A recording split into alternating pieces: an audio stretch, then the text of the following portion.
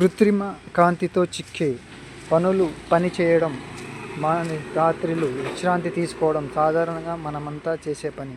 దీనికి అనుగుణంగా శరీరం స్పందించే విధానాన్ని సర్కాడియన్ రిథమ్ అంటారు. దీనికి వ్యతిరేకంగా రాత్రిళ్ళు విశ్రాంతి తీసుకోకుండా కృత్రిమ కాంతితో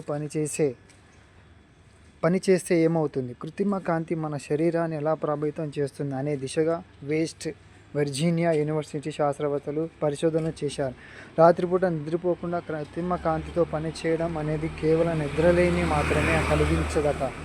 ఇది మన వ్యాధి నిరోధక వ్యవస్థని కూడా మొత్తాన్ని దెబ్బతీయడం కాకుండా కొన్ని రకాల అంతర్గత వాపులకు కూడా ఇది కారణం అవుతుందని అంటున్నారు. కృత్రిమ కాంతిలో మరీ ముఖ్యంగా తీవ్రమైన కాంతిలో ఎక్కువసేపు గడిపే వారిలో వ్యాధి నిరోధక శక్తి తగ్గి ఇన్ఫెక్షన్లు బారిన పడుతుంటారు.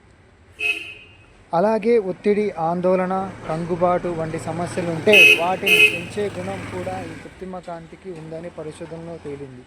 అలాగే అధిక సమయం కృత్రిమ కాంతితో గడిపే వారిలో హార్మోన్లు అసమతుల్యత ఏర్పడే అవకాశం కూడా ఉందని అంటున్నారు. పగటిపూట సహజ కాంతితో పోలిస్తే కృత్రిమ కాంతికి ఉండే వేవ్ లెంగ్త్ వేరుగా ఉండటమే దీనికి కారణమట. కొన్ని రంగాల్లో పనిచేసేవారు తప్పనిసరి రాత్రిపూట పనిచేయాల్సి ఉంటుంది.